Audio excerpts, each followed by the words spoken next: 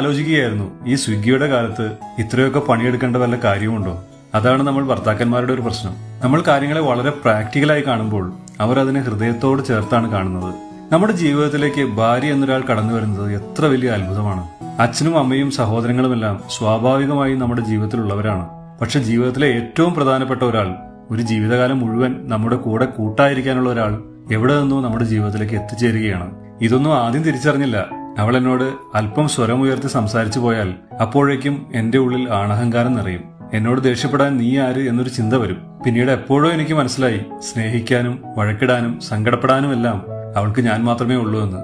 ഏതോ ഒരു വീട്ടിൽ തന്റെ ചെറിയ ഇഷ്ടങ്ങളും സന്തോഷങ്ങളുമായി ജീവിച്ചിരുന്ന ഒരാൾ അതെല്ലാം ഉപേക്ഷിച്ച് ഒരാളെ മാത്രം വിശ്വസിച്ചു വരികയാണ്.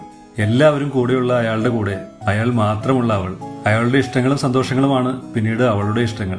മൂകമായി തിരികെ ആവശ്യപ്പെടുന്ന ഒരു സുഹൃത്തിനോട് കാണിക്കുന്ന അത്ര സ്നേഹവും ബഹുമാനവും മാത്രം. ആ ഉത്തരവാദിത്വം എത്ര വലുതാണെന്ന് മനസ്സിലായ അന്ന് മുതൽ എന്റെ ഉള്ളിലെ ഈഗോ നശിച്ചു തുടങ്ങി. എനിക്കാവും വിധം അവളുടെ ഇഷ്ടങ്ങളോട് കൂടെ നിന്നു. ജീവിതത്തിൽ പരസ്പരം ബഹുമാനിക്കുന്ന ഒരു കൂട്ടുണ്ടാകുന്നതിനേക്കാൾ മനോഹരമായ മറ്റൊന്നില്ല. വീണുപോയാൽ തണലാകാൻ, ഉയരങ്ങളിലേക്ക് കൈപിടിച്ച് കയറ്റാൻ ഇത്രയും കരുത്തുള്ള കരം വേറൊന്നില്ല.